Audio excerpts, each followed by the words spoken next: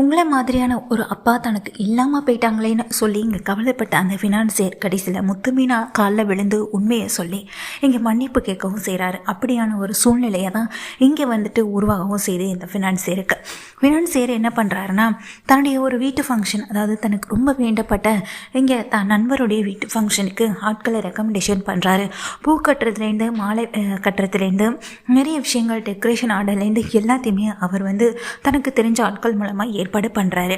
அந்த ஃபங்க்ஷன் மூலமாக தான் இப்போ பெரிய உண்மை இங்கே முத்துமீனாவுக்கு தெரிய வரவும் செய்யுது. முத்துமீனா அந்த ஃபங்க்ஷனை எடுத்து நடத்தலை. ஏன்னா இவர் ஆள் ஏற்பாடு பண்ணதே சிந்தாமணியோடைய ஆட்கள் தான். சிந்தாமணி இந்த வேலையெல்லாம் செய்கிறாங்கன்னு நல்லா தெரியும் அந்த ஃபினான்சியருக்கு. அதனால தான் அந்த ஃபினான்சியர் என்ன பண்ணுறாருன்னா, சிந்தாமணியோடைய ஆட்கள் கிட்ட சொல்லி அந்த டெக்கரேஷன் ஆர்டர்லேருந்து எல்லாத்தையுமே எடுத்து நடத்தவும் செய்கிறாரு. சிந்தாமணியும் இப்போ சந்தோஷமாப்பா, உனக்கு நீ ஆசைப்பட்ட மாதிரி ஆட்களை அனுப்பிட்டேன், கொஞ்சம் நேரத்தில் அவங்க எல்லா வேலையும் செஞ்சு முடிச்சிருவாங்க, நீ எதிர்பார்க்கிறத விட நல்லா இருக்குன்னு சொல்லிடுறாங்க சிந்தாமணி.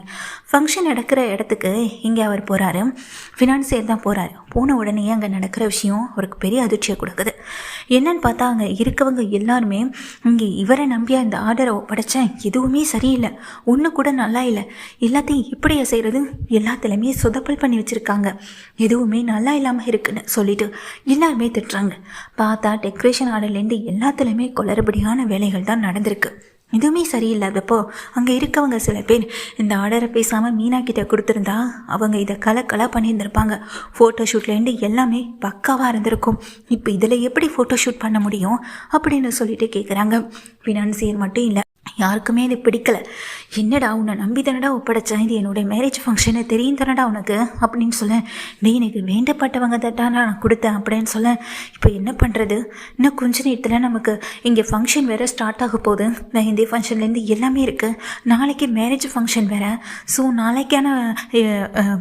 ஸோ நாளைக்கானதையும் இவங்ககிட்டே கொடுத்துருக்கோமான்னு சொல்லி கேட்க, ஆமாண்டான்னு அவங்க ஃப்ரெண்டு சொல்கிறாங்க.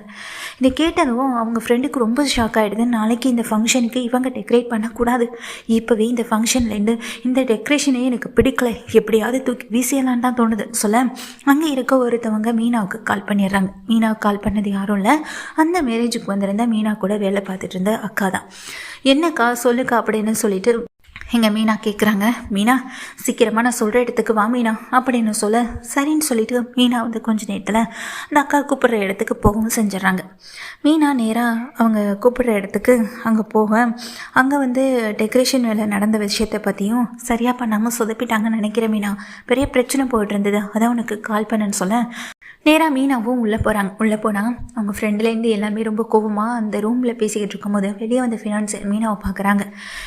நீங்கள் எங்கே அப்படின்னு சொல்லி கேட்க, இல்லை டெக்கரேஷன் வேலைக்காக அப்படின்னு சொல்ல, ஏற்கனவே அந்த டென்ஷனில் தான் நாங்கள் இருக்கோம், இதில் நீங்கள் வேறையான்னு சொல்லிட்டு ஃபினான்சியர் தட்டுறாரு.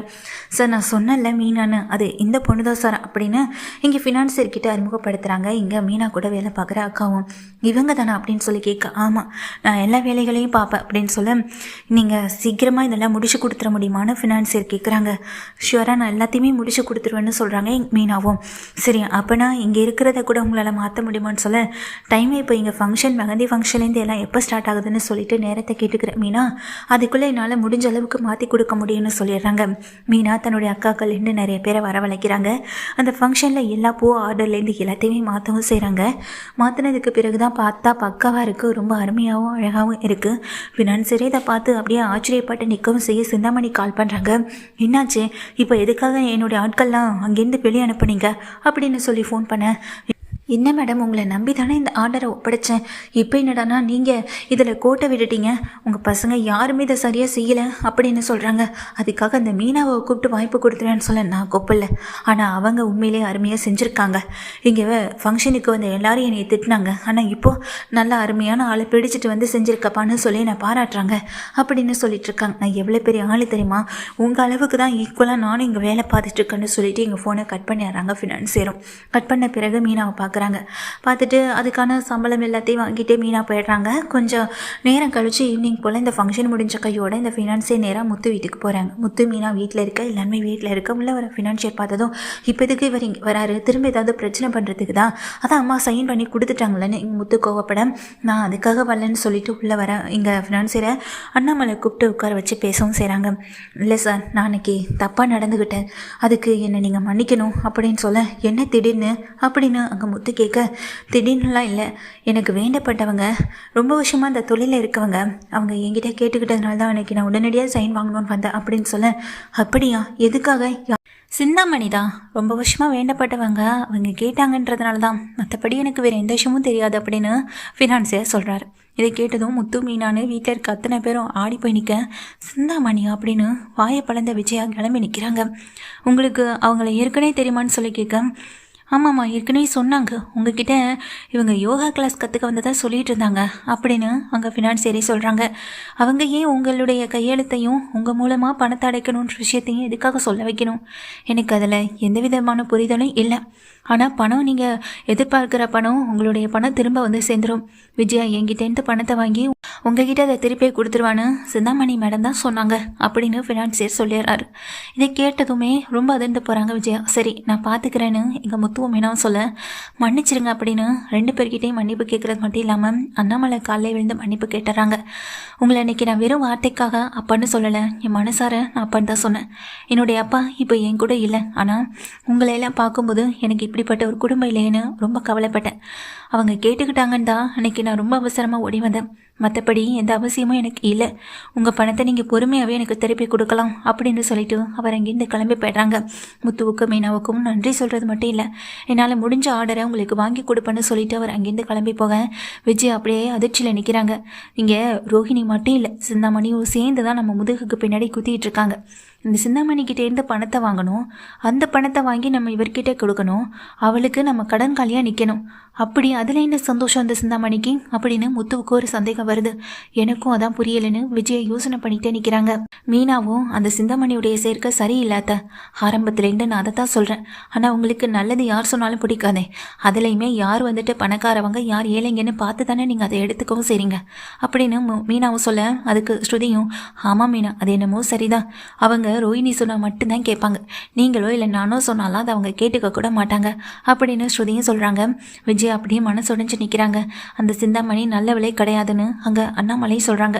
உன்னை பெரிய பிரச்சனையில் சிக்க வைக்கணும் தான் அந்த சிந்தாமணி ஏதேதோ பிளான் பண்ணிகிட்டு இருக்கான்னு எனக்கு தோணுது. எனக்கு என்னமோப்பா அந்த சிந்தாமணியோடைய அடைக்கலத்தில் தான் ரோஹிணி இருப்பான்னு கூட தோணுதுன்னு முத்து பெரிய சந்தேகத்தை விஜயாவுக்கு ஏற்படுத்தி விட விஜயா அப்படியே திருன்னு முழிச்சு ரொம்ப கவலையோட இங்கே யோசனை பண்ணிக்கிட்டே நிற்கவும் செய்கிறாங்க. சிந்தாமணி கிட்ட தான் அந்த ரோஹிணி இருக்கான்னு எனக்கு தெரிஞ்சதுன்னா அப்புறம் சிந்தாமணியையும் அந்த ரோஹிணியும் நான் சும்மா விட மாட்டேன்ற ஒரு கோவத்தில் நிற்க முதல்ல சிந்தாமணி எதுக்காக இதை செஞ்சுருக்கான் அதை தெரிஞ்சுக்கணும், அதை நான் பார்த்துக்கிறேன்னு எங்கள் முத்து சொல்கிறாங்க. முத்து ரொம்ப அவசரமாக வெளியே கிளம்பி போகிறாங்க. அந்த சிந்தாமணியுடைய டிரைவர் அவங்கள தான் ஏற்கனவே இங்கே முத்து வந்துட்டு கொஞ்ச நேரத்துக்கு கடத்தி வச்சுருக்கவும் செஞ்சுருப்பார்.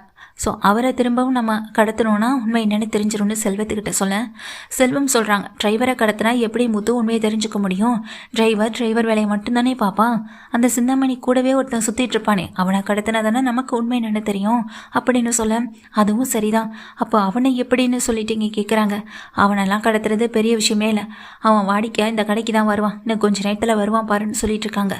அதே மாதிரி கொஞ்சம் நேரத்தில் செல்வம் சொன்ன மாதிரி அவன் வரும்போது அவனை கையும் களவுமாக அடக்கி பிடிச்சி காரில் வச்சு நல்லா குத்துன்னு குத்தவும் செய்கிறாங்க. அடி தாங்க முடியாத அவனும் நான் உண்மையை சொல்லிடுறேன்னு ஒத்துக்கவும் செய்கிறான். ஆமாம் சிந்தாமணி அம்மா தான் இதெல்லாம் செய்ய சொன்னது, அவங்க சொல்லி தான் எல்லாமே நடந்தது. உங்கள் வீட்டை அபகரிக்கணுன்றது தான் உங்களுடைய பிளான். ஏகப்பட்ட வீட்டை இங்கே அபகரித்து தான் அவங்க வச்சிருக்கவும் செய்கிறாங்க. அந்த ரோஹிணி கூட இப்போ சிந்தாமணியுடைய பாதுகாப்பில் தான் இருக்கு அப்படின்ற விஷயத்த சொல்ல இதை கேட்டதுமே முத்துவிலேருந்து செல்வத்துலேருந்து எல்லாருக்கும் அதிர்ச்சி ஆகுது. சரி இந்த விஷயங்களுக்கு தெரியும்னு சிந்தாமணிக்கிட்ட நீ இப்போ சொல்லாத, நாங்கள் சொல்லிக்கிறோம் அப்படின்னு சொல்லிடுறாங்க. அந்த ஆள் விட்டா போதுன்ற ஒரு பயத்தில் அந்த இடத்த விட்டு ஓடவும் செஞ்சிடறாரு. நடந்த விஷயத்த அப்படியே வீட்டில் முத்து வந்துட்டு சொல்லவும் செய்ய இதை கேட்ட விஜயாவும் அண்ணாமலையும் ஆடி போய் நிற்க வீடுன்னு இந்த வீட்டுக்காக ரொம்ப சத்தம் போடுறீங்க. ஆனால் இந்த வீட்டை அபகரிக்கிறது தான் அந்த சிந்தாமணியுடைய பிளானாகவே இருக்குது. குறைஞ்ச ரேட்டுக்கு நீங்கள் வாங்குற அந்த 12 லட்ச ரூபாயை அந்த சிந்தாமணிக்கிட்டே இந்த வாங்கிட்டு கோடிக்கணக்கான இந்த விலை போகிற இந்த வீட்டை அவள் எடுத்துக்கலாம்னு நினச்சிட்ருக்கா அப்படின்னு அங்கே முத்துவும் சொல்ல, முத்து சொன்னதை கேட்டதும் விஜயாவுக்கு அப்படியே பயங்கர அதிர்ச்சி ஆகிடுது.